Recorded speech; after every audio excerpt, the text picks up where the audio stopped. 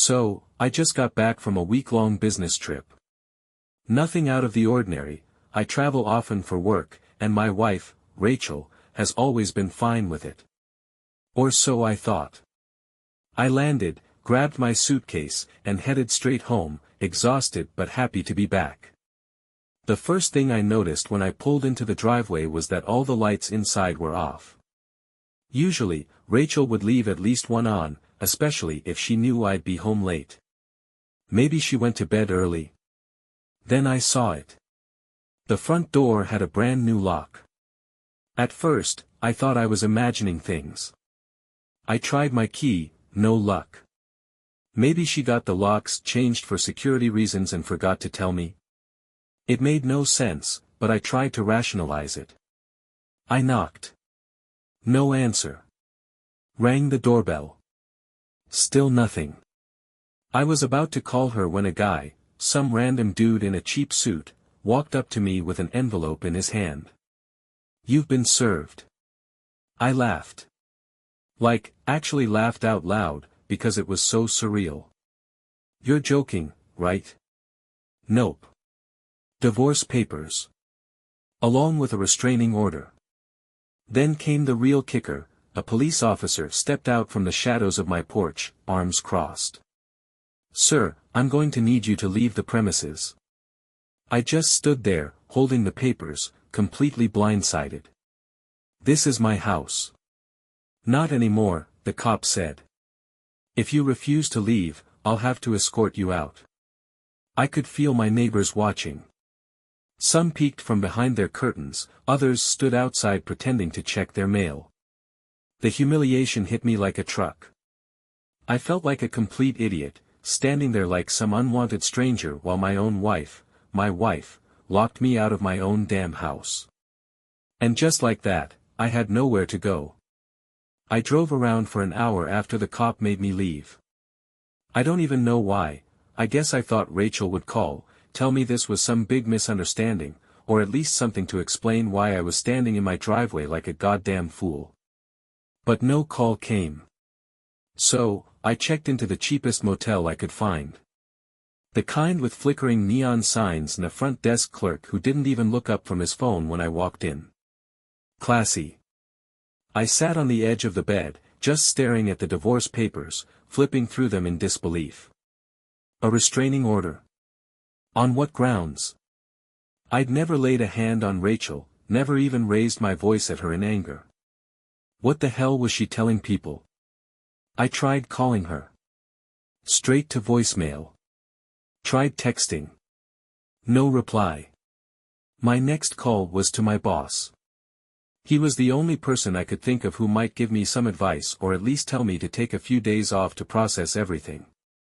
But the second he picked up, I knew something was off. Listen, man, I heard about what's going on," he said, clearing his throat awkwardly. "You heard? From who?" "Look, I think it's best if you take some time off. You know, let things settle." The way he said it made my stomach turn. Settle? What does that even mean? What did Rachel tell you? Just, take care of yourself, okay? Click. That was it. I sat there in stunned silence. My own boss, someone I'd worked with for years, was treating me like I was some kind of liability. I knew right then that whatever was happening, Rachel had planned it carefully.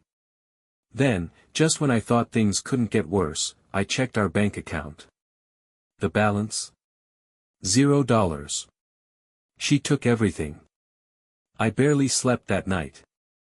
I kept staring at my phone, hoping for a message, an explanation, hell, even an insult, from Rachel. But there was nothing. Just silence. By morning, I knew I needed help. Legal help.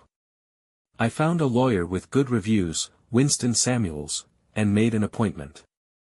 When I walked into his office, I felt like a broken man.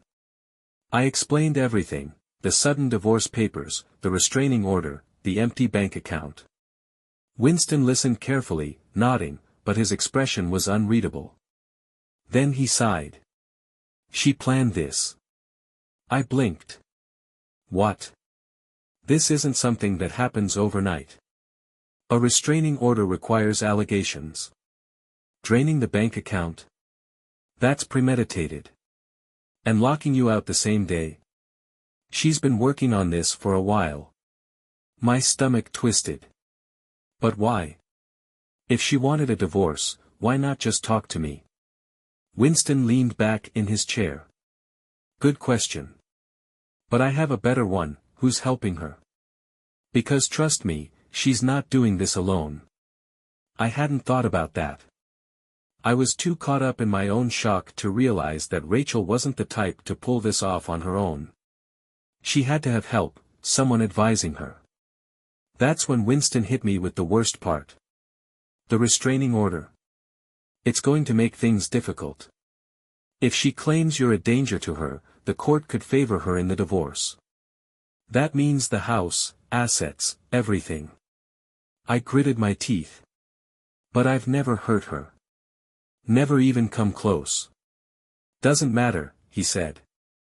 It's about perception. If she tells the right story to the right people, you're already guilty in their eyes. I felt sick. My whole life had been turned upside down in less than 24 hours, and now my own wife was painting me as a threat. I clenched my fists. Then we fight back. Winston nodded. Yeah. But first, we need to figure out who else is involved. Winston wasted no time. He told me that if Rachel had planned this in advance, there were probably signs, I just hadn't seen them. You need someone to dig, he said. I know a guy. That's how I met Trevor Samuels, a private investigator. He was Winston's cousin, a former cop who had seen way too much and looked like he only survived on black coffee and nicotine. Your wife's hiding something, Trevor said bluntly. People don't go nuclear on their spouses unless there's a reason, or a person pushing them to. I handed him everything I could remember, bank statements, my work travel schedule, even old texts between me and Rachel. I wanted him to find something. It took him 3 days. When he called, his voice was sharp. You free?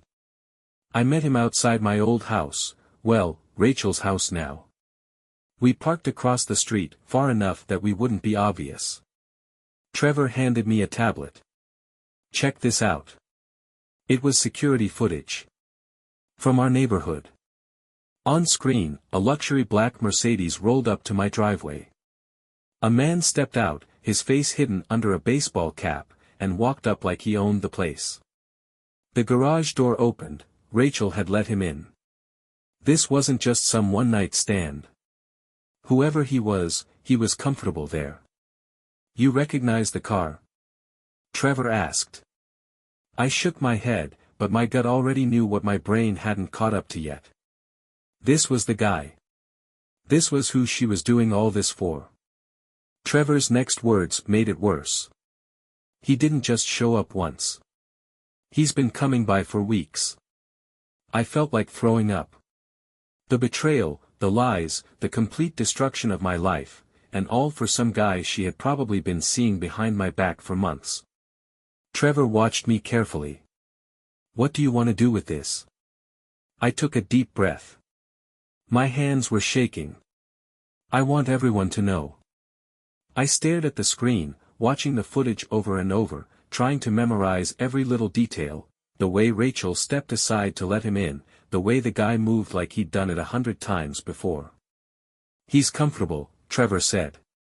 That's the part that sticks out to me. This isn't some guy she met last week. This is someone she trusts, someone she's been seeing for a while. I clenched my jaw. You get a plate on that car? Trevor smirked and tapped the tablet. Already ran it. Belongs to a company, high-end construction and real estate development. Name ring a bell? It didn't. Then he swiped to another screen, a photo of a man, mid-40s, expensive suit, perfectly styled hair. His name was Eric Langford. I had no idea who he was. Trevor, however, had done his homework. Eric owns Langford Development. The guy builds luxury condos, high-rises, all that. And, this is where it gets interesting, he made a $10,000 campaign donation to a certain Judge Robert Chalmers. The same judge who approved your restraining order. I felt my stomach drop. You're telling me he's got pull. And he's been using it, Trevor said. This wasn't just Rachel wanting a divorce. She lined up every advantage before she made her move. And this guy? He's backing her. I leaned back in my seat, rubbing my temples. This wasn't just some random affair. This was a setup. Rachel had been planning to throw me out, clean out our accounts, and cut me out of my own life with his help. I don't know how long I sat there, letting it all sink in. The rage hit next. I wasn't just pissed about the affair anymore. This was about power. This guy, Eric, had power. And he used it to completely screw me over. You said he's rich, I muttered. Big reputation. Trevor nodded. Yeah. He's got a clean public image. Family man, successful businessman, gives to charity. But behind the scenes, he's ruthless. The kind of guy who buries problems before they become problems. That was all I needed to hear. I gritted my teeth. Then let's make this his biggest problem yet. Trevor chuckled. I was hoping you'd say that. We started planning that night. The goal wasn't just revenge. It was exposure. Rachel wanted to paint me as the bad guy. Fine. But I wasn't going down alone. We needed proof. Solid, undeniable evidence that Rachel and Eric had been messing around, that she'd drained my accounts, that this wasn't just a bad breakup, this was premeditated. And most importantly, we needed to make sure the whole damn world saw it. That night, I barely slept. The anger kept me awake. Every time I closed my eyes, all I could see was Rachel letting him into my house like I had never even existed. Every part of my life, my marriage, my finances, even my reputation, had been carefully dismantled. Trevor and I worked out a plan. We needed to make this public. Rachel and Eric thought they had everything under control, but they were banking on me rolling over, disappearing quietly while they played happy couple. Not happening. That's where Dash Daniels came in. Dash was a tech-savvy genius, a friend of Trevor's who specialized in digital exposure. She had worked in cybersecurity before switching to social media consulting, and she knew exactly how to make things go viral. Here's the deal, she said, leaning back in her chair, arms crossed. If you want to turn public opinion against them, you need to make people care. A sob story alone won't cut it. You need drama. You need proof. And most importantly, you need to make this entertaining. I didn't care about entertaining. I just wanted the truth out there. Dash smirked. Lucky for you, people love a good betrayal story. We decided to start simple. Asterisk post screenshots of my drained bank account. Asterisk share clips of the security footage showing Eric's car entering my garage. Asterisk drop documents proving Eric's connection to the judge who issued my restraining order. People love a scandal, Dash said. But we need a face to the story. Yours. You need to tell it, and you need to make it raw. That's how I ended up in front of a camera at 2 a.m, filming a video about how my wife of 7 years had betrayed me, taken everything, and left me homeless while running off with a millionaire real estate developer. By sunrise, Dash had it edited and ready. She titled it, "My wife set me up and took everything, here's the truth." Then, we hit post. The first few hours were slow. A couple of shares, a few sympathetic comments, but nothing major. I started to wonder if maybe I had miscalculated. Maybe no one would care. Then, boom. The numbers exploded. By that evening, the video had 50,000 views. People were furious on my behalf. Strangers were digging up old photos of Rachel, finding her social media accounts, flooding her pages with hate comments. And then it got even bigger. A YouTube gossip channel called Gossip Girl Gertie picked up my story and ran with it. That's when it all went to hell. Rachel must have seen the video because suddenly, she went into full damage control. And how did she do it? She flipped the script. She posted her own video, crying on camera, claiming that I was a manipulative, controlling husband, and that I was twisting the truth to make her look bad. She accused me of emotional abuse and gaslighting, and said the reason she had to leave me so suddenly was because she feared for her safety. And just like that, half the internet turned against me. I watched in real time as people switched sides. My comments section filled with people calling me a narcissist and a liar. My workplace found the video and put me on suspension. Everything I had planned to expose was backfiring. Rachel and Eric were winning. I sat there, staring at the screen, watching my own story turn against me in real time. The comments that had been filled with outrage shifted. People were believing Rachel. Asterisk, wow, classic manipulative ex-husband trying to make himself the victim. Asterisk, she literally had to get a restraining order against you. That says everything. Asterisk, why would she go nuclear like this if she didn't have a good reason? There's two sides to every story, dude. It was like watching a train wreck that I couldn't stop.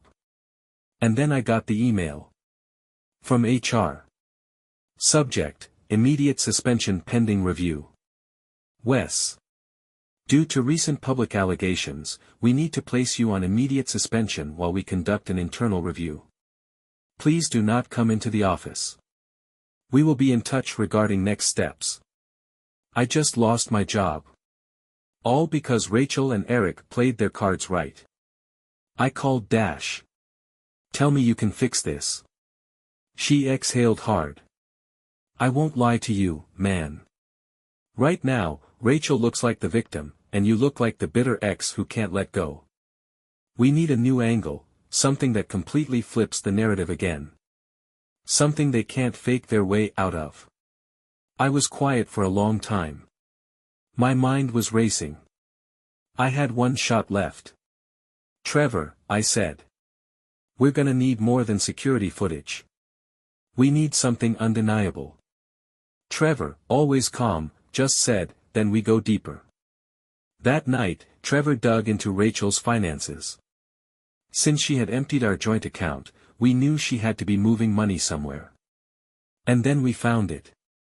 Rachel had a hidden bank account. And guess who had been depositing money into it for the past 6 months? Eric Langford. Thousands and thousands of dollars. And that wasn't even the worst part. Trevor cross-checked transactions and found a pattern. Rachel had been getting paid right around the same time legal documents had been filed against me. Every time she made a move, filing for the restraining order, freezing our assets, changing the locks, money appeared in her account. This wasn't just an affair. This was a goddamn setup. Rachel had been paid to get rid of me. And now, I had the proof. I sat there, staring at the bank records Trevor had pulled up. Rachel was being paid to destroy me. Not just emotionally. Not just financially. Legally. This is some next-level corruption, Dash muttered, scrolling through the transactions.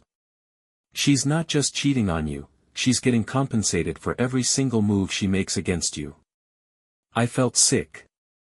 I knew Rachel had betrayed me, but this was planned.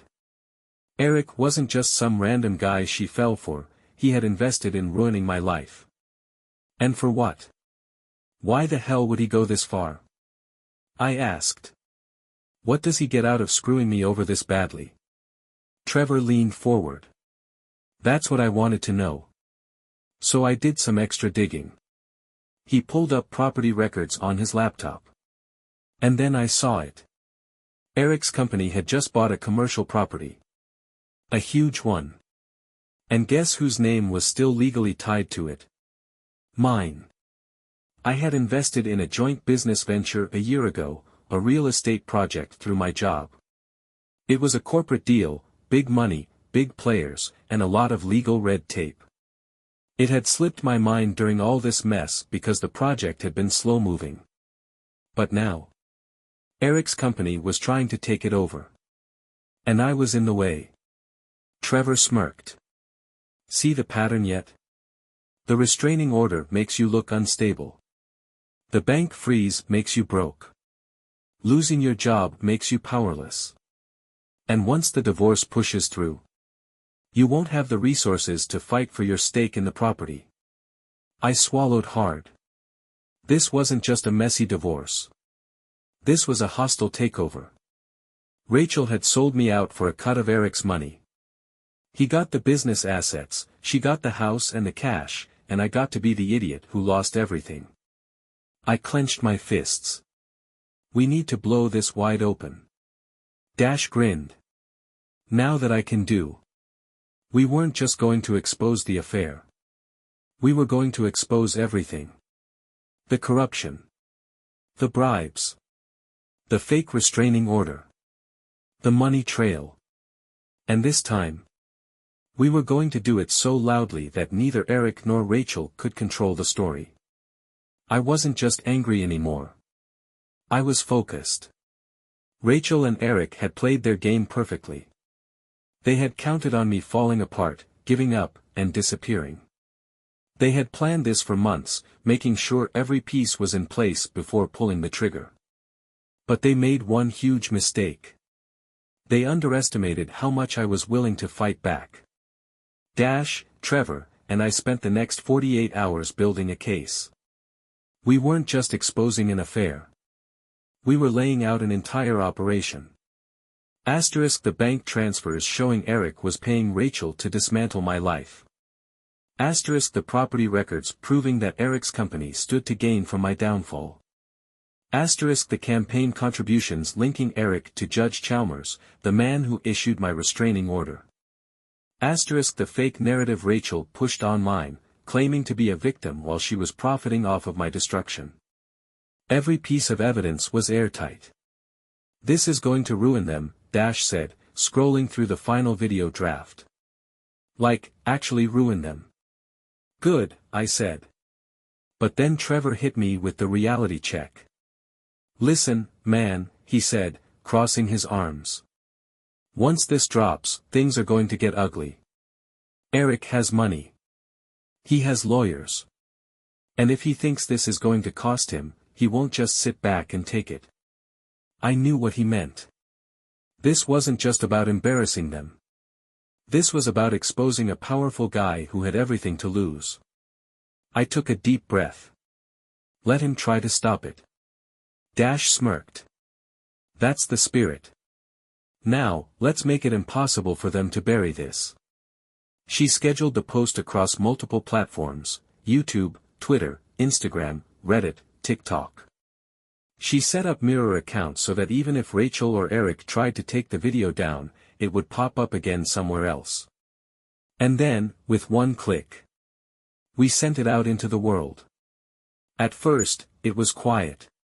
Then, the storm hit. The video exploded. Bigger than before.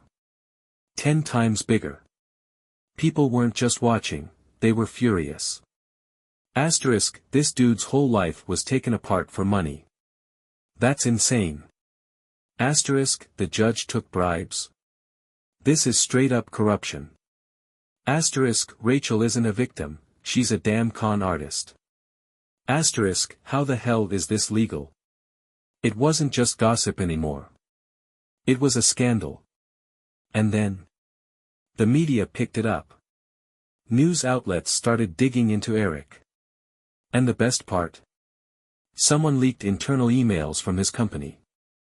Emails that showed Eric knew exactly what he was doing. The evidence was everywhere. Eric. Rachel. The judge. They were all screwed. And I should have been celebrating. But then, my phone rang. A number I didn't recognize. I answered. A deep voice on the other end said, "You just made a very big mistake. And then the line went dead. The second I heard those words, "You just made a very big mistake," my stomach dropped. I stared at my phone, gripping it so tight my knuckles went white. The number was blocked. Who was that? Dash asked, noticing the look on my face. I replayed the voice in my head. Deep. Calm. Controlled. Someone who wasn't afraid. Eric, I muttered. Or someone working for him. Trevor's expression hardened. Yeah, no S***T. You just burned his whole life to the ground in a matter of hours. He's not gonna take that sitting down. I didn't say anything. My mind was already running through worst-case scenarios. Was this just a scare tactic? Or was Eric the type of guy to make good on a threat? Trevor must have been thinking the same thing because he stood up and grabbed his jacket. Pack a bag. You're not staying here tonight. I hesitated. You think? Yes, he cut me off. I don't know if this guy is just trying to rattle you or if he's the kind of rich PR***K who thinks he can make people disappear. Either way, you don't stick around to find out. He wasn't wrong. I had nothing left to lose, but Rachel and Eric. They had everything to fight for. I packed fast. Just essentials. Threw some clothes into a duffel, grabbed my laptop, and we were out the door in less than 10 minutes. Trevor drove. Dash sat in the back, still watching the numbers climb on our viral posts. We just passed 500,000 views on YouTube, she said. Reddit is going crazy, Twitter is a war zone, and news outlets are already trying to get interviews.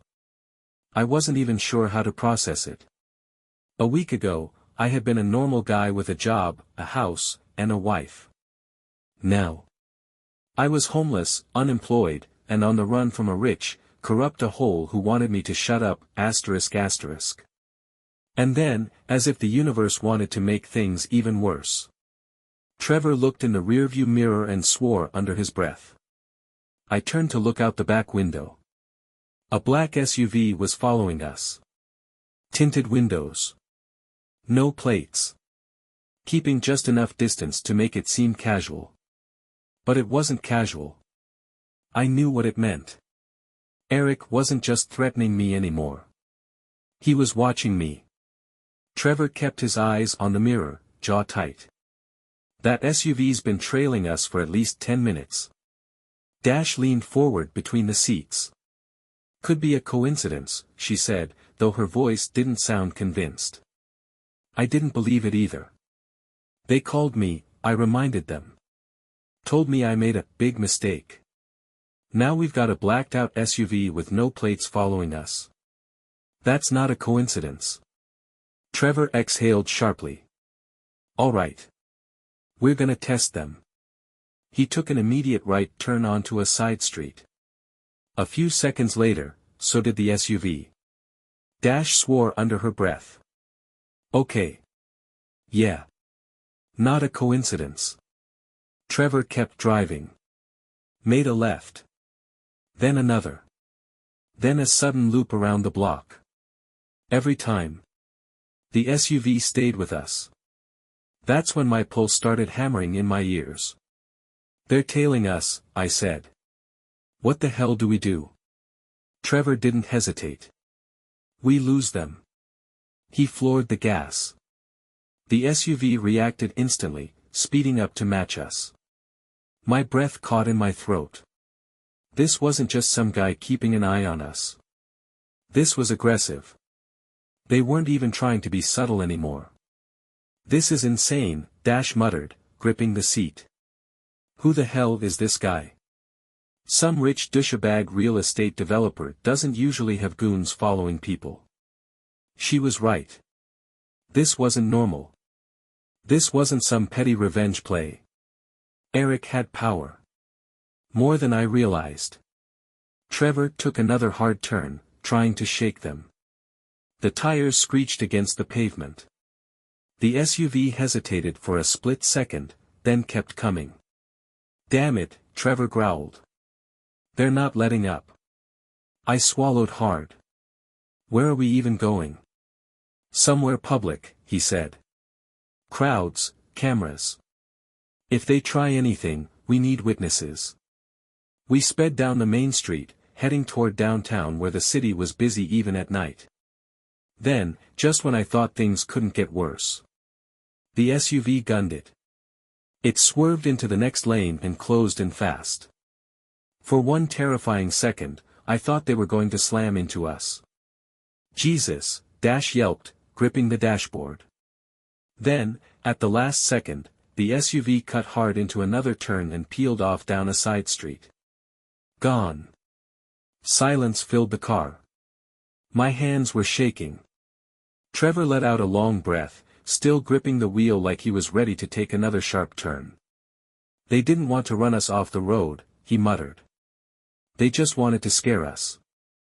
I stared out the window, heart pounding. It worked. Dash shook her head. No. This means we hit a nerve. They wouldn't be doing this if they weren't afraid. She was right. We had proof, real, solid evidence, and we had exposed them to the entire world. Eric Langford was desperate. Rachel was probably panicking. And the judge? If he was involved, he was in deepest tea. But this also meant one terrifying thing. They weren't just trying to discredit me anymore. Now, they were trying to shut me up. After the SUV peeled off, Trevor didn't slow down until we were deep into the city, surrounded by crowds, streetlights, and security cameras. None of us spoke for a while. Because now, we knew for sure, Eric wasn't just trying to scare me online. He was willing to do it in real life. We need to be smart about this, Dash finally said, breaking the tense silence. We have the proof, but we need something bigger. Something they can't recover from. Trevor tapped his fingers on the steering wheel. We set a trap. I turned to him. What kind of trap? The kind that makes them show their hand. Right now, they're acting behind the scenes, covering their tracks. If we push them hard enough, they'll make a mistake. And when they do? His eyes flicked to the rearview mirror. We catch them in the act. It was risky. But after tonight, I was done playing defense. We went all in. Trevor pulled some strings with an old contact, a journalist. Not some gossip rag, but a serious investigative reporter. The kind that tore apart corporate corruption for a living. Dash handled the tech side. We created a fake email leak, making it look like more damaging evidence was about to drop. The files were set to auto-post on a secure site unless manually stopped, which meant that if anything happened to me, the leaks would keep coming. Then, the final piece. I publicly announced that I was going to meet with a lawyer to press formal charges against Eric, Rachel, and Judge Chalmers. We made sure they saw it. Now, all we had to do was wait. It didn't take long. Less than 24 hours later, I got a message. Not a threat.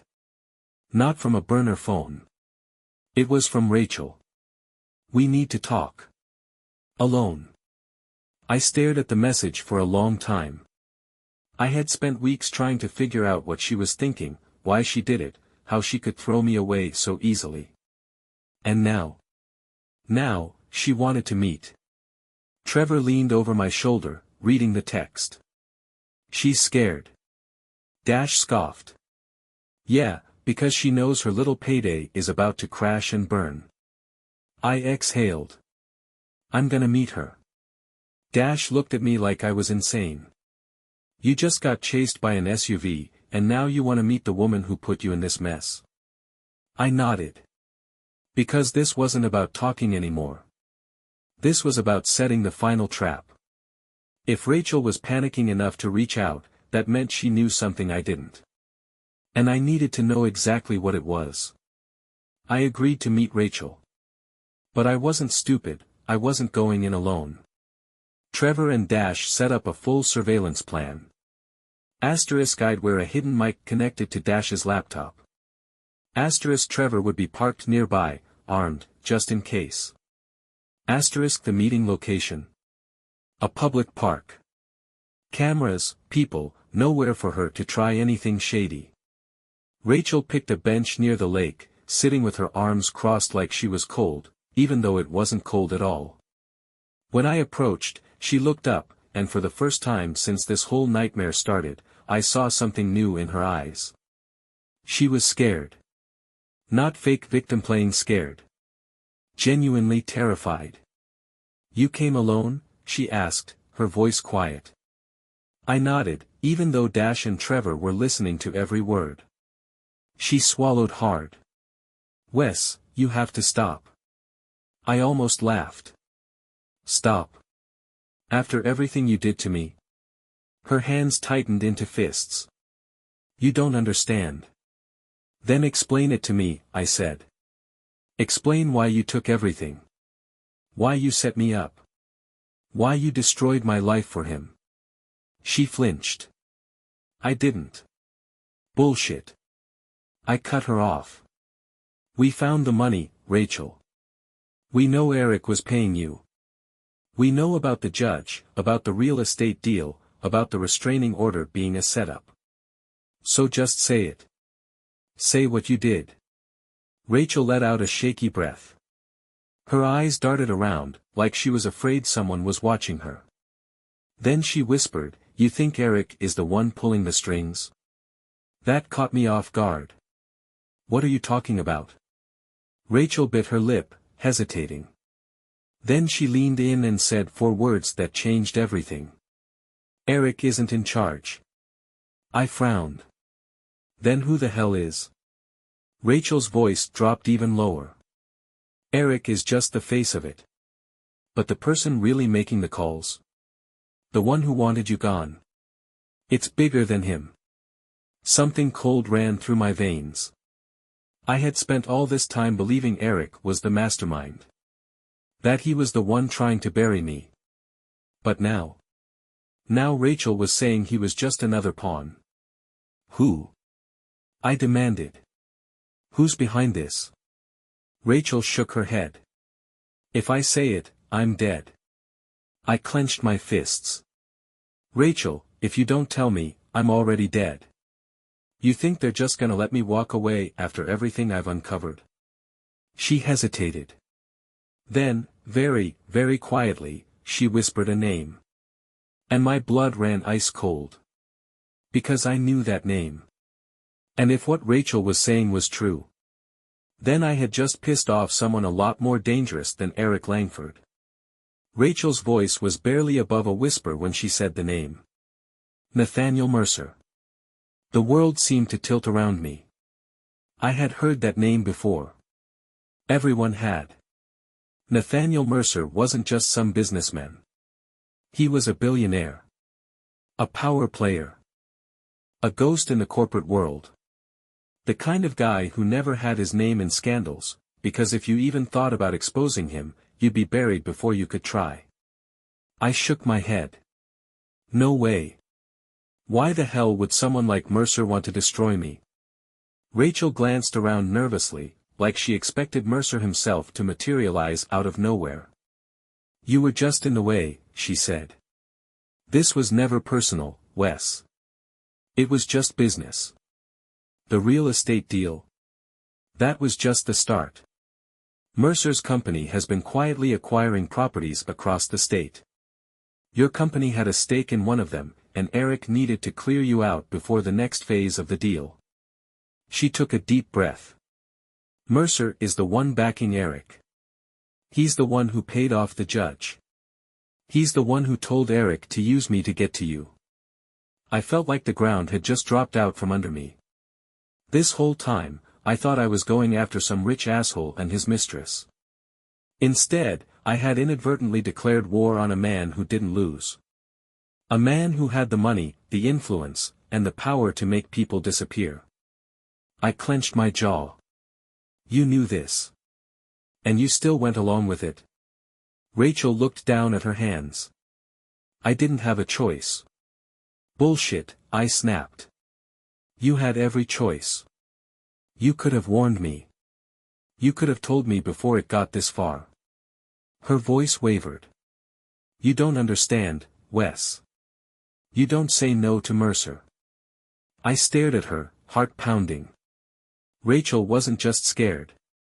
She was terrified. She wasn't trying to manipulate me this time. She wasn't lying. She was telling the truth. And that meant I was in deeper than I ever realized. I stood up, my pulse hammering in my ears. If Mercer's really the one behind this, that means. Rachel nodded grimly. That means you're not just dealing with Eric anymore. Mercer has seen your little exposé. And if he thinks you're a real threat. She swallowed hard. He's going to make sure you don't get another chance to talk. I felt cold. Everything that had happened, the SUV tailing us, the phone call, the threats, that wasn't Eric. That was Mercer. And if he was finally paying attention to me, that meant I was already on borrowed time. I left Rachel sitting on that bench, staring at the ground like she had already accepted her fate. But I wasn't done fighting. I walked straight back to the car where Trevor and Dash were waiting, my mind racing. You get all that? I asked. Dash held up her laptop, the recording software still running. Crystal clear. Trevor exhaled sharply. So, it's worse than we thought. Mercer's involved. Yeah, I said, voice tight. And if what Rachel's saying is true, we're already on his radar. Dash tapped her fingers against the laptop. Then we have two options, run or go nuclear. I looked at her. Explain. She turned the screen toward me. Right now, Mercer still thinks you're a nuisance. He's used to crushing people before they can do any real damage. But if we release this recording, with everything else we have, it stops being a private scandal. It becomes a national one. Trevor nodded. We make it too big to bury. We expose everything, the bribes, the fraud, the hit Mercer put on you, all of it. I ran a hand over my face. And the second option? Dash hesitated. We disappear. Drop the story. Get the hell out before Mercer decides to make an example out of you. I let the silence stretch between us. I already knew the answer.